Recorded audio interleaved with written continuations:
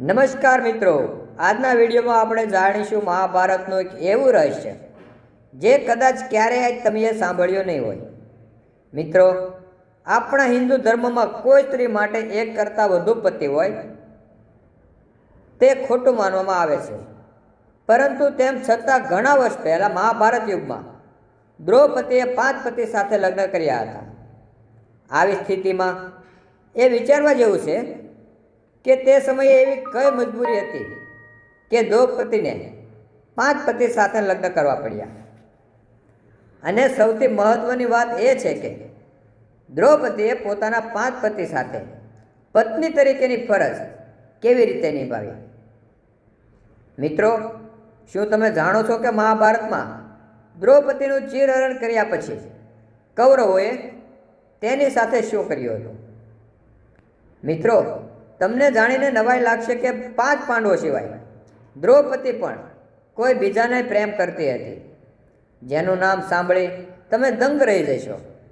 અને દ્રૌપદીએ કૂતરાને આટલો મોટો શ્રાપ કેમ આપ્યો, જેના કારણે કૂતરાઓ આજે પણ ખુલ્લા જાહેર રસ્તા પર ન કરવાની વસ્તુ કરી રહ્યા છે.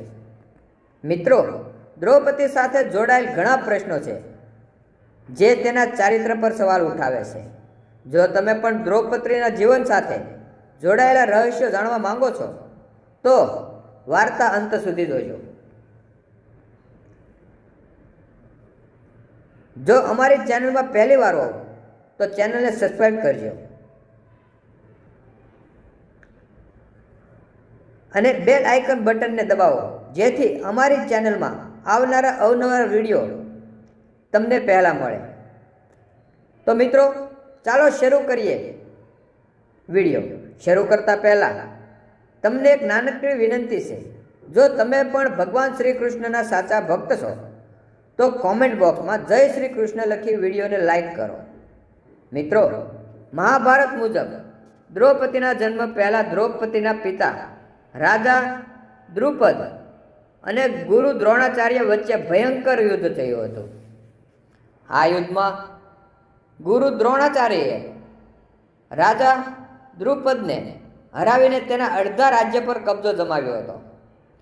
ત્યારે યુદ્ધમાં પરાજય પામેલા રાજા દ્રુપદે પુત્ર પ્રાપ્તિની ઈચ્છા સાથે એક એવો મોટો યજ્ઞ યોજ્યો હતો. તે યજ્ઞની જવાળામાંથી એક છોકરીની આંખો કમળ જેવી હતી, તેના વાળ વાંકડિયા હતા અને તેનો રંગ શ્યામ હતો. જ્યારે બ્રાહ્મણોએ તે દિવ્ય છોકરીને જોઈ ત્યારે કહ્યું, આ છોકરી માત્ર સુંદર નથી પણ કૃષ્ણની છે, તેથી તેનું નામ કૃષ્ણ હશે. મિત્રો, બાદમાં તેણીને દ્રૌપદી કહેવામાં આવી કારણ કે તેણીએ જન્મ રાજા દ્રુપદની પુત્રી તરીકે થયો હતો. મિત્રો, રાજા દ્રુપદ દ્રોણાચાર્ય પ્રત્યે તીવ્ર નફરત લાગણી હતી અને તેને બાળપણથી જ દ્રૌપદીના મનમાં આ તિરસ્કારની લાગણી જન્માવી હતી. રાજા દ્રુપદની જેમ દ્રૌપદી પણ બદલાની આગથી સળગતી રહી હતી અને પોતાના મનમાં આવી વ્યક્તિઓ વિચારતી રહી હતી જેના દ્વારા તે દ્રોણાચાર્ય પાસેથી તેના પિતાના અપમાનનો બદલો લઈ શકે. પરંતુ દ્રોણાચાર્ય હસ્તિનાપુર રાજ્યના રક્ષણ હેઠળ હતા. દ્રોણાચાર્યને અપમાનિત કરવા માટે જ્યારે દ્રૌપદી લગ્ન માટે લાયક બની ત્યારે રાજા દ્રુપદ સ્વયંવરનું આયોજન કર્યું. જો કે કૃષ્ણ જાણતા હતા કે ધર્મની સ્થાપના માટે દ્રૌપદીએ અર્જુન સાથે લગ્ન કરવું જરૂરી છે. તેથી દ્રૌપદીના સ્વયંવર પહેલા રાજા દ્રુપદ ભગવાન કૃષ્ણના ખૂબ જ સારા મિત્ર બની ગયા હતા.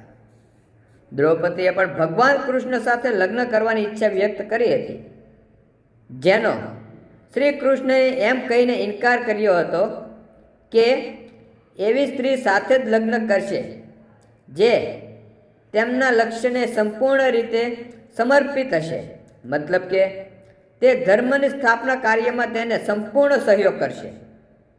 તે મહિલાનો કોઈ લશ્કરી કે રાજકીય ઈરાદો ન હોવો જોઈએ. એવું કહેવાય છે કે તે સમયે ભગવાન શ્રી કૃષ્ણએ દ્રૌપદીને પ્રસન્ન કરવા કહ્યું હતું કે તું મહાન સ્ત્રી છે, હું તારા જેવી મહાન સ્ત્રીને લાયક નથી. મિત્રો, જ્યારે દ્રૌપદીને સ્વયંવરનું આયોજન કરવામાં આવ્યું ત્યારે 5 પાંડવો યુધિષ્ઠર, ભીમ, અર્જુન, નકુલ અને સહદેવ બ્રાહ્મણોના વેશમાં પોતાના વનવાસ વિતાવી રહ્યા હતા અને તેઓ તેમની માતા સાથે એક ગરીબ કુંભારના ઘરમાં રહેતા હતા અને ભિક્ષા માંગીને જીવન જીવતા હતા. દ્રૌપદીના સ્વયંવરના દિવસે 5 પાંડવો બ્રાહ્મણોના વેશમાં ભિક્ષા માંગવા નીકળ્યા હતા. જ્યારે તેમને દ્રૌપદીના સ્વયંવર વિશે વાત જાણવામાં મળી ત્યારે અર્જુનને પોતાના ભાઈ સાથે સ્વયંવરમાં ભાગ લેવાની ઈચ્છા વ્યક્ત કરી. ત્યારબાદ 5 પાંડવો બ્રાહ્મણોના વેશમાં સ્વયંવર પાસે પહોંચ્યા. અહીં સ્વયંવરની શરત મુજબ જે પણ તીરંદાજ માછલીનો પડછાયો પાણી ઉપર ફરતો જોઈ તેની આંખને વીંધે તો દ્રૌપદીએ તેના ગળામાં માળા પહેરાવી અને તેની સાથે લગ્ન કરી લેવા. અર્જુન એક ઉત્તમ તીરંદાજ હતો, તેથી તેણે માછલીની આંખો વીંધીને સ્વયંવરની સ્થિતિ જીતી લીધી અને દ્રૌપદીને પોતાની પત્ની બનાવી અને તેને પોતાની સાથે પોતાના આશ્રમમાં રહેવા માટે લાવ્યો. હવે તમારામાંથી ઘણાના મનમાં આ પ્રશ્ન આવતો હશે કે જ્યારે દ્રૌપદીને અર્જુન દ્વારા સ્વયંવરમાં જીતવામાં આવી હતી અને દ્રૌપદી લગ્ન અર્જુન સાથે થયા, તો પછી તે 5 પાંડવોની પત્ની કેવી રીતે બની? મિત્રો, આ વાસ્તવમાં એવું બન્યું કે જ્યારે અર્જુન અને અન્ય પાંડવો દ્રૌપદી સાથે આશ્રમમાં પાછા ફર્યા ત્યારે માતા કુંતી ભોજન બનાવી રહી હતી. અર્જુન દરવાજા પાસે ઊભો રહીને કુંતી માતાને કહ્યું, જુઓ અમે શું લાવ્યા છીએ. તો કુંતીએ જોયા વિના કહ્યું, તમે જે કંઈ લાવ્યા હો તે 5 ભાઈઓએ એકબીજાને વહેંચી લેવું જોઈએ. અહીં માતા કુંતીનો પણ કોઈ વાંક ન હતો, કારણ કે પાંડવને દિવસ પર ભીખ માંગીને જ કંઈ મળતું હતું તે તેઓ પોતાની માતા સમક્ષ લાવી દેતા હતા, જે કુંતી બધામાં સરખી રીતે વહેંચતી જતી હતી. તેથી રોજની જેમ જ્યારે અર્જુન દ્રૌપદીને લઈને આવ્યો ત્યારે તેણે તેની માતાને કહ્યું, માતા જુઓ, આજે અમે તમારા માટે શું લાવ્યા છીએ. તે દરમિયાન માતા કુંતીએ તેના કામમાં વ્યસ્ત હોવાથી જોયા વગર જ કહી દીધું કે જે લાવ્યા છો એ 5 ભાઈઓ વહેંચી લો. માતાના આ શબ્દ સાંભળીને 5 ભાઈઓ ગભરાઈ ગયા અને જ્યારે કુંતી માતાને પણ સંપૂર્ણ શાંત થયેલી જોઈ ત્યારે તેણે પાછળ ફરીને જોયું કે તેણે ભૂલ કરી છે. તેણે તેના પુત્રોને યુધિષ્ઠિર કહીને કહ્યું, આનો ઉપાય શોધો જેથી દ્રૌપદીને કોઈ નુકસાન ન થાય અને મારા મોંમાંથી નીકળેલા શબ્દો ખોટા ન બને.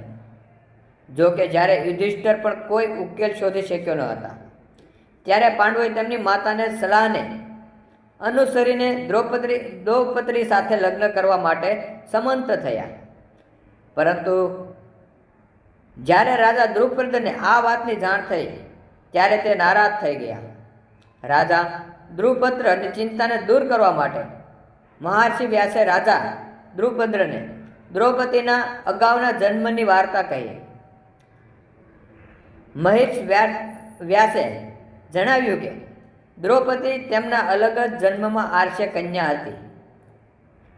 તે સુંદર હોવાથી સાથે સાથે ગુણવત્તા અને સદાચારી પણ હતી, પણ તેના આગલા જન્મમાં કેટલાય કર્મોને કારણે દ્રૌપદી લગ્ન કરી શકી ન હતી. તેથી જ દ્રૌપદીને ભગવાન શિવની કઠોર તપસ્યા કરી છે અને આ તપસ્યામાંથી પ્રસન્ન થઈને શિવજીએ દ્રૌપદીની પસંદગી માટે પૂછ્યું. પછી તે તેની પસંદગી માટે પૂછે છે. તેણે વિચાર્યું કે મારી બધી ઈચ્છા આ એક વરદાનથી જ પૂર્ણ થશે. તેથી તેણે આસપાસના શબ્દોને ફેરવી મહાદેવ પાસે વરદાન માંગ્યું કે દ્રૌપદીએ મહાદેવને કહ્યું, હે ભગવાન, મને એવી વ્યક્તિ સાથે લગ્ન કરાવી દો જે ધર્મનો સૌથી મોટો અનુચાયી હોય, જેને નક્ષત્રનું જ્ઞાન હોય અને જે સૌથી સુંદર હોય. દ્રૌપદીએ ચાલાકી બતાવી અને એક વરદાનમાં ભેગા કરીને 5 વરદાન માંગી લીધા. જો કે મહાદેવે દ્રૌપદીના મનમાં શું છે તે સમજી ગયા, પરંતુ તેણે દ્રૌપદીની ઈચ્છામાં વરદાન આપી દીધું. તેથી મહાદેવે દ્રૌપદીને કહ્યું કે હું તમારી ચાલાકીને સારી રીતે સમજી ગયો છું. તેથી જ હવે તમને આગામી જન્મમાં એક નહીં પણ 5 પતિ મળશે. આ સાંભળીને દ્રૌપદી ચિંતિત થઈ ગઈ અને મહાદેવને પ્રાર્થના કરી કે હે પ્રભુ, તમારી કૃપાથી મને એક જ પતિ જોઈએ છે. આના પર ભગવાન શિવે કહ્યું, મારું વરદાન વ્યર્થ નહીં જાય, તમને 5 પતિ જ મળશે. ભગવાન શિવના વરદાન સ્વરૂપે દ્રૌપદીના આ જન્મમાં 5 પતિ મળ્યા છે. મિત્રો, આ વાર્તા સાંભળ્યા પછી રાજા દ્રુપદે તેની પુત્રી દ્રૌપદીના લગ્ન 5 પાંડવો સાથે કરવા સંમત થયા. જો કે દ્રૌપદી હજી પણ 5 પાંડવો સાથે લગ્ન કરવા તૈયાર ન હતી, પરંતુ પછી દ્રૌપદીએ શરત સાથે સંમત થઈ કે 5 ભાઈઓ સાથે આગળ જઈને કોઈ પણ સાથે લગ્ન કરી શકશે નહીં, પરંતુ રાણીનું સ્થાન ફક્ત દ્રૌપદીને જ મળવું જોઈએ. પાંડવો દ્રૌપદીની આ શરત સ્વીકાર કરવા તૈયાર થઈ ગયા. ત્યાર પછી દ્રૌપદીના પ્રથમ લગ્ન સૌથી મોટા ભાઈ યુધિષ્ઠિર સાથે થયા અને તે રાત્રે દ્રૌપદીએ યુધિષ્ઠિર સાથે પોતાની વૈવાહિક ફરજ બજાવી હતી. બીજા દિવસે દ્રૌપદીએ ભીમ સાથે લગ્ન કર્યા. દ્રૌપદીએ ભીમ સાથે તેની પત્નીની ફરજ બજાવી. આ રીતે દ્રૌપદીએ અન્ય ભાઈઓ સાથે લગ્ન કર્યા અને તે બધા સાથે તેણીને તેની પત્ની તરીકેની ફરજ બજાવી. હવે અહીં વિચારવા જેવી વાત એ છે કે જ્યારે દ્રૌપદીના પ્રથમ લગ્ન યુધિષ્ઠિર સાથે થયા હતા અને દ્રૌપદીએ તેમની સાથે પત્નીનું કર્તવ્ય નિભાવ્યું હતું, તો પછી દ્રૌપદીએ બાકીના 5 પાંડવ ભાઈઓ સાથે કેવી રીતે પત્નીનું કર્તવ્ય નિભાવ્યું? તો મિત્રો, વાસ્તવમાં દ્રૌપદી એક વખત પત્નીનું કર્તવ્ય નિભાવવામાં સમક્ષ હતી, કારણ કે દ્રૌપદીને આજીવન કામર્ય એટલે કે મહર્ષિ વેદાસ પાસેથી કુમારીનું વરદાન મળ્યું હતું. તેથી જ્યારે પણ દ્રૌપદી પાંડવોમાં એક ભાઈ સાથે સમય વિતાવ્યા પછી બીજા ભાઈ પાસે જતી, ત્યારે દ્રૌપદી ફરીથી કુંવારી બની જતી એવું કહેવામાં આવે છે. 5 પાંડવોના લગ્ન પછી એક દિવસે દેવાર્ષિ નારદ 5 પાંડવોને મળવા આવ્યા અને પાંડવોના ભવિષ્ય વિશે ચિંતા વ્યક્ત કરતા ધર્મરાજા યુધિષ્ઠિર અને અન્ય 5 પાંડવોને કહ્યું કે દ્રૌપદી તમારા 5 ભાઈઓની પત્ની છે, તેથી તમારે દ્રૌપદીને કયા ભાઈ સાથે કેટલો સમય વિતાવવો તે અંગેનો નિયમ બનાવવો જોઈએ. નારદ મુનિની આ વાત સાંભળીને રાજા યુધિષ્ઠિર નારદ મુનિને કહે છે કે હે ભગવાન, આજ સુધી દ્રૌપદીને લઈ અમારા 5 ભાઈઓ વચ્ચે ક્યારેય કોઈ અણનાવ થયો નથી અને પછી મને પૂરી આશા છે કે ભવિષ્યમાં પણ અમારી વચ્ચે આવું કંઈ નહીં થાય, પરંતુ અમે તમારી વાતને અવગણ કરી શકીએ નહીં. તેથી જ હું આજે દ્રૌપદીને લગતા નિયમો બનાવીશ. મહર્ષિ નારદ ગયા પછી ધર્મરાજા યુધિષ્ઠિર અને એક નિયમ બનાવે છે કે દર વર્ષે તે પોતાના સમય ફક્ત એક જ પાંડવ સાથે વિતાવશે અને જે કોઈ આ નિર્ણયનો દુરુપયોગ કરશે તેને 1 વર્ષ માટે વનવાસમાં જવું પડશે. આવી સ્થિતિમાં જ્યારે પણ દ્રૌપદી કોઈ પણ પાંડવ સાથે એકલો સમય પસાર કરતી હતી, ત્યારે અન્ય પાંડવને તે રૂમમાં આવવાની મનાઈ હતી. આ દરમિયાન એક એવી ઘટના બની જેના કારણે કૂતરાને શ્રાપ મળ્યો. જ્યારે કૂતરાઓ એક કામ કરતું દેખાશે તો આખી દુનિયા જોશે એવો શ્રાપ મળ્યો. હા, વાસ્તવમાં પાંડવોએ એક નિયમ બનાવ્યો હતો કે જ્યારે પણ પાંડવોમાંથી કોઈ દ્રૌપદીના રૂમમાં જતો ત્યારે તે તેની પાદુકાને દરવાજા પર ઉતારી દેતો, જેથી કરીને તેના ભાઈઓ પાદુકાને જોઈ રૂમમાં પ્રવેશ ન કરે. જોકે એક વખત જ્યારે અર્જુન પ્રવેશ દ્વારની બહાર તેની પાદુકાને ઉતારી પ્રેમમાં મશગુલ હતો, ત્યારે એક કૂતરો પાદુકા સાથે રમત રમવા માટે આવ્યો. તે પાદુકાને લઈ તે નજીકમાં જંગલમાં ગયો અને તેની સાથે રમવા લાગ્યો. આ દરમિયાન ભીમ જ્યારે પોતાના રૂમ તરફ જતા રહ્યા ત્યારે તેમણે જોયું કે દ્રૌપદીના રૂમની બહાર કોઈ પાદુકાએ નથી. તે પછી તે અંદર ગયો અને તરત જ બહાર આવ્યો. બાદમાં જાણવા મળ્યું કે દરવાજાની બહાર કોઈ પાદુકા નથી. બંને ભાઈઓ રૂમની બહાર નીકળીને પાદુકાને શોધવા લાગ્યા. શોધતા શોધતા તેઓ નજીકના જંગલમાં પહોંચ્યા અને જોયું તો એક કૂતરો અર્જુનની પાદુકા સાથે રમતો હતો. આવી સ્થિતિમાં દ્રૌપદી આ જોઈને ખૂબ જ શરમાઈ અને એટલી જ ગુસ્સે થઈ ગઈ હતી. આવી સ્થિતિમાં તેણે ક્રોધિત થઈ કૂતરાઓને શ્રાપ આપ્યો કે જે રીતે આજે ભીમે મને સંભોગ કરતા જોઈ છે તેવી જ રીતે આખી દુનિયા તમને સંભોગ કરતા જોશે. આ શ્રાપને કારણે કૂતરાઓ ખુલ્લામાં સંભોગ કરે છે. મિત્રો, આવું પણ કહેવામાં આવે છે કે જ્યારે દ્રૌપદી સ્વર્ગની યાત્રા દરમિયાન ખાઈમાં પડીને મૃત્યુ પામી હતી ત્યારે ભીમે તેના મોટા ભાઈને યુધિષ્ઠિરને પૂછ્યું હતું કે દ્રૌપદીએ તેના જીવનમાંથી ક્યારેય કોઈ પાપ કર્યું તો નથી ને? તો પછી તે અમારી સાથે સ્વર્ગમાં કેમ ન જઈ લાવી?